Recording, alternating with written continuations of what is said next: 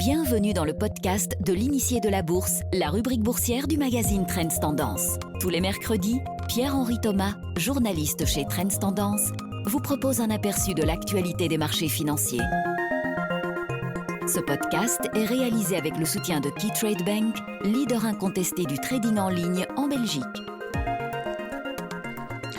Bonjour à toutes et à tous, vous êtes parfois, comme moi, énervés en voyant votre ado scotché pendant des heures devant l'écran de la télévision, une manette à la main, en train de tuer tout ce qui bouge et en rigolant avec ses copains.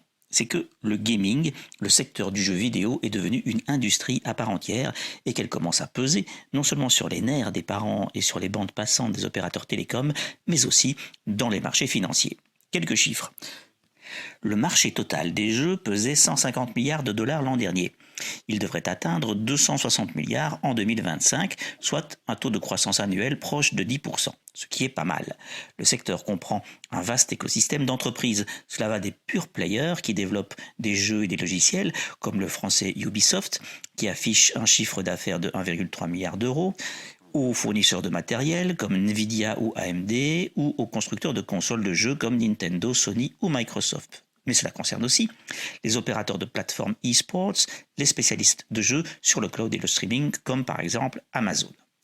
Parmi les géants, ne pas oublier le chinois Tencent Holding, qui est de loin la plus grande société de jeux au monde en raison de sa taille, de ses prises de participation dans d'autres acteurs comme Ubisoft et des différents segments dans lesquels elle opère. Bien que cette activité ne représente pour Tencent qu'un tiers de son chiffre d'affaires de 50 milliards d'euros, l'entreprise est connue pour ses titres à succès tels que Fortnite ou League of Legends.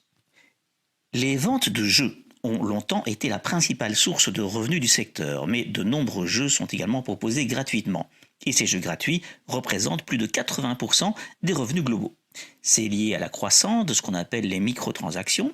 Ce sont des achats, des petits achats de 1 ou 2 euros que les joueurs doivent effectuer pour acquérir des fonctionnalités supplémentaires qui peuvent être achetées dans un jeu gratuit. Ces petits achats n'ont l'air de rien, mais leur nombre est colossal et constitue, comme les publicités associées à ces jeux, un moteur de croissance très important des revenus ces dernières années. Bon, évidemment, le problème avec les secteurs d'activité qui sont à la mode, c'est que tout le monde se rue dessus et que les actions ne sont pas à proprement parler bon marché. Take-Two Interactive, par exemple, qui distribue des franchises à succès comme Grand Theft Auto ou Red Dead Redemption, se négocie 40 fois ses bénéfices sur le Nasdaq. Ce qui paraît encore bon marché face à Zynga, la société de San Francisco spécialisée dans les jeux sur mobile, qui s'achète sur le Nasdaq à 64 fois ses bénéfices. Mais cela peut s'expliquer. On a vu, lors du Covid, tout le potentiel que le secteur pouvait receler. Une enquête a montré que les joueurs de jeux vidéo aux États-Unis avaient déclaré avoir passé 45% de plus de temps à jouer pendant la quarantaine qu'auparavant. Le secteur du gaming serait donc un des rares secteurs d'activité à être gagnant lors de cette crise. La parole est maintenant à l'expert de Keytrade Bank avec une analyse de l'actualité économique et financière. Entre les deux, mon cœur balance. D'une part, les bourses sont portées par des chiffres économiques encourageants, ainsi la confiance des producteurs du monde entier repart-elle à la hausse depuis plusieurs semaines. C'est une bonne nouvelle en termes de perspectives de croissance économique.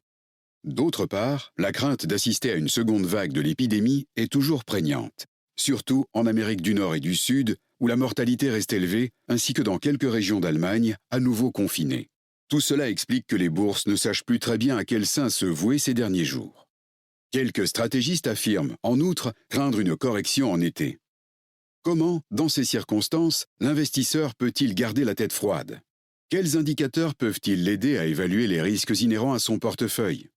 Pour la gestion de ses portefeuilles, Keytrade se base généralement sur la moyenne à 200 jours, c'est-à-dire tout simplement la moyenne des cours de clôture des 200 dernières séances. Il s'agit là d'un outil d'évaluation de la direction prise par le marché très prisé des observateurs.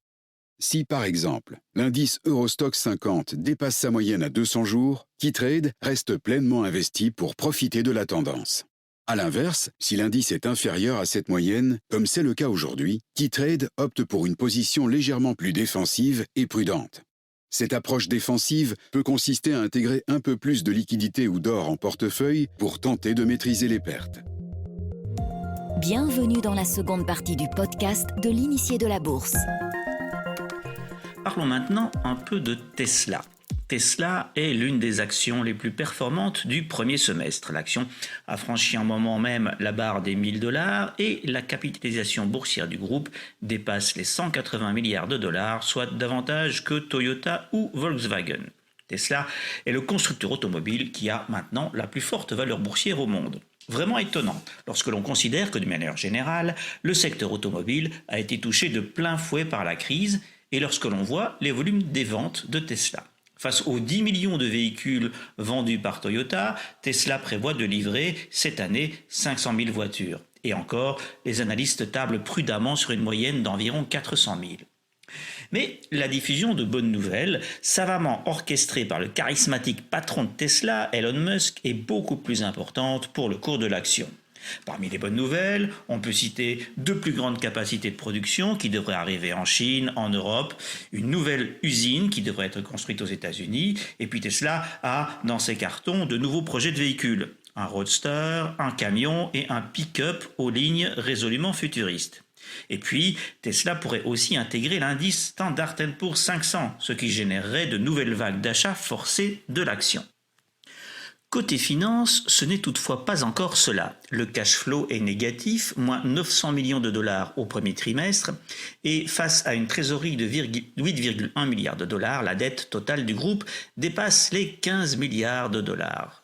Sur une base du bénéfice attendu en 2020, car Tesla attend un tout petit bénéfice cette année, l'action se négocie aujourd'hui environ 250 fois son bénéfice, un niveau stratosphérique. Laissons la conclusion à Carlos Tavares, le patron du groupe PSA, Peugeot Citroën, que nous avions rencontré en mars et qui avait été philosophe face à ce concurrent atypique. Le risque pris par les investisseurs, disait Carlos Tavares, c'est leur problème. Au bout du bout, ce qu'ils valorisent, c'est la capacité de Tesla à prendre la totalité du marché par leurs véhicules tout électriques et une certaine forme d'innovation dans leur modèle de distribution. Eh bien moi, ajoutait Carlos Tavares, je n'y crois pas. Les investisseurs prennent des risques énormissimes. Mais qui suis-je, demandait Carlos Tavares, pour leur donner des conseils. Merci d'avoir écouté le podcast de l'initié de la bourse. Vous trouverez plus de conseils et d'analyses de l'initié de la bourse demain dans les pages vertes du magazine Trends Tendance. La semaine prochaine, nous sommes de retour avec de nouvelles analyses. Ce podcast est réalisé avec le soutien de KeyTrade Bank, leader incontesté du trading en ligne en Belgique.